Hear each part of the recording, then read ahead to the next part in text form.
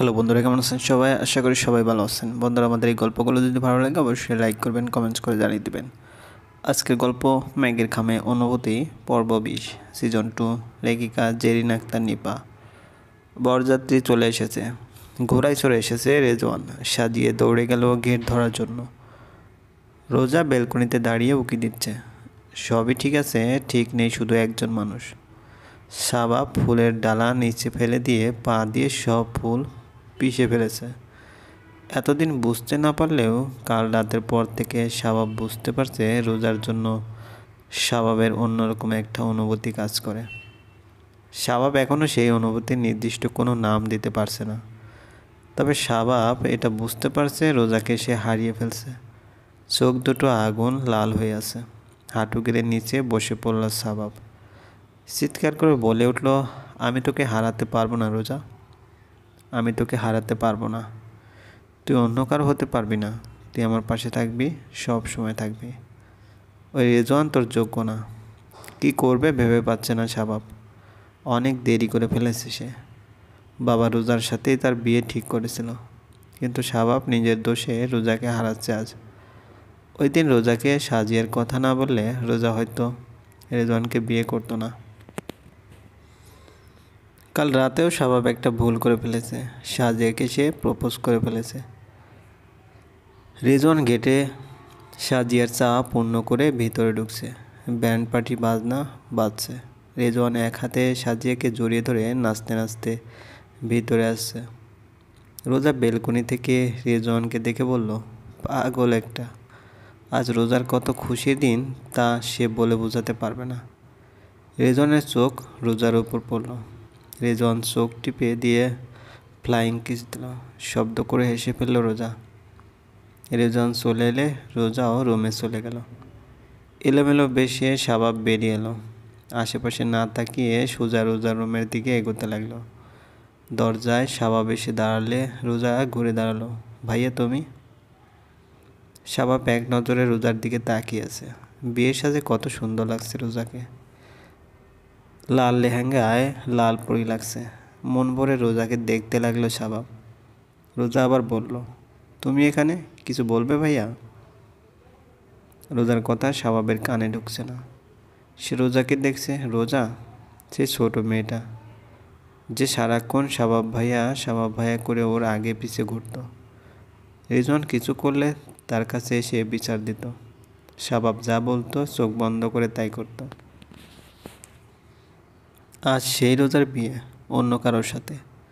আজকের পর রোজা তার থেকে দূরে সরে যাবে। শাবাব চাইলে আবার রোজাকে কাছে রাখতে পারবে না। ছোট থেকেই বাবা চাচা শাবাব রোজার বিয়ে দিতে এসেছে, কিন্তু শাবাবের একটা ভুলে রোজা রিজওয়ানের বউ হচ্ছে। রোজার দিকে এগিয়ে আসছে শাবাব। রোজা কিছু বুঝতে পারছে না। শাবাবের লাল চোখ এলোমেলো চুল দেখে রোজা বলল, তোমার কি কি হয়েছে ভাইয়া? ঠিক আছো তো তুমি? রোজার ডান হাত ধরে ফেললো শাবাব। রোজা অবাক হয়ে ওর দিকে তাকালো। হালকা টান দিয়ে নিজের কাছে নিয়ে এলো রোজাকে। এক হাতে গালে ধরে চোখের দিকে তাকিয়ে বলল, তুই আমাকে ছেড়ে যাস না রোজা, তোকে ছাড়া আমার বেঁচে থাকা সম্ভব না। আমার ভালো থাকার জন্য তোকে লাগবে রোজা, তুই তোর শাবাব ভাইয়ার থেকে দূরে যাস না রোজা। কথাগুলো শুনে পাথর হয়ে গেল রোজা। হাত পা কাঁপতে লাগলো। চোখ বেয়ে টপ করে এক ফোঁটা পানি গড়িয়ে পড়ল। এই মানুষটাকে সে একসময় মন প্রাণ সব কিছু দিয়ে চেয়েছিল, ভালোবেসেছিল, কিন্তু মানুষটা তাকে ফিরিয়ে দিয়েছিল। আজ মানুষটাই রোজার সামনে দাঁড়িয়ে এসব কথা বলছে। তোকে আমার লাগবে রোজা, আমার তোকেই লাগবে। গাল থেকে হাত সরিয়ে নিয়ে দুপা পিছনে সরে গেল রোজা। শাবাবের চোখ ছলছল করছে। রোজার হাত শক্ত করে ধরে রেখেছে সে। অচেনা দৃষ্টি নিয়ে শাবাবকে দেখছে রোজা। এই শাবাব ভাইয়াকে সে চেনে না। আমার হাত ছাড়ো শাবাব ভাইয়া। টপ করে গরম এক ফোঁটা পানি শাবাবের গালের উপর পড়ল। রোজার হাত ছাড়ার বদলে আরও শক্ত করে ধরল। রোজার হাত নিজের বুকের উপর এনে রাখল। আমার হাত ছাড়ো প্লিজ। রোজা, তুই আমার সাথে এটা করতে পারিস না। রিজওয়ান নিচে আমার জন্য অপেক্ষা করছে। তুই আমার রোজা, আমি অনেক আগেই ওর হয়ে গেছি ভাইয়া। এই রোজা তোমার সে আগের রোজা না, এই রোজা সম্পূর্ণভাবে রিজওয়ানের রোজা। তুই দরজা ঠেলে ভিতরে ঢুকলে সাজিয়া। আপু তুমি? ওদের দুজনকে দেখে থমকে দাঁড়িয়ে গেল। রোজা হাত ছাড়িয়ে নিয়ে সাজিয়ার দিকে তাকালো। শাবাব এখনও রোজার দিকে তাকিয়েছে। সাজিয়া জোর করে হাসার চেষ্টা করে বলল, ও সরি সরি, ভাই বোনের কান্নাকাটি মোমেন্টে এন্ট্রি নিয়ে নিছি। সরি, ভুল হয়ে গেছে। সাজিয়া কিছু মনে করেনি। স্বস্তির দম নিল রোজা। তাড়াতাড়ি কান্নাকাটি শেষ করে নাও ভাবি, আমার ভাইয়া কিন্তু নিচে অপেক্ষা করছে। বেশিক্ষণ আমার ভাইকে অপেক্ষা করিও না। হাসলো রোজা, মাথার ওড়না ঠিক করতে করতে বলল, আর অপেক্ষা করাবো না, চল যাই। শাবাবের দিকে না তাকিয়ে বেরিয়ে গেল রোজা। সাজিয়া ওখান থেকে দাঁড়িয়েই বলল, ছেলে মানুষও কাঁদতে পারে? এই যে মিস্টার, আপনিও আসুন, বোনকে বিদায় করে দিবেন। শাবাব একইভাবে দাঁড়িয়ে রইল। সাজিয়া রিজওয়ানের রুমের দরজা আটকে দাঁড়িয়ে আছে। না না, টাকা না দিলে ভিতরে যেতে দেব না, একদম না। ওই, তুই আমার বোন না? হ্যাঁ, এত টাকা টাকা করিস কেন? 10টা না 5টা না, আমি তোর একটা মাত্র ফুফাতো ভাই। তুই আমার সাথে এমন করছিস? এসব বলে লাভ হবে না। টাকা চাই মানে চাই। কিসের টাকা? গেটে তো টাকা নিলি। এখন আমি আমার রুমে যাব, এখানেও তোকে টাকা দিতে হবে কেন? এটাই নিয়ম। ভাইয়ের বিয়েতে বোনের পকেট গরম হবে। তুমিও তো আমার 10টা না 5টা না একটা মাত্র ফুপুর একটা মাত্র ছেলে। তুমি আমাকে টাকা দিতে এমন কিপটামি করছো? সি ভাইয়া। ওরে বোন, তুই আমার থেকেও বড় ড্রামাবাজ। তোর বিয়ের সময় দেখিস আমি তোর বরকে ফকির করে ছাড়বো।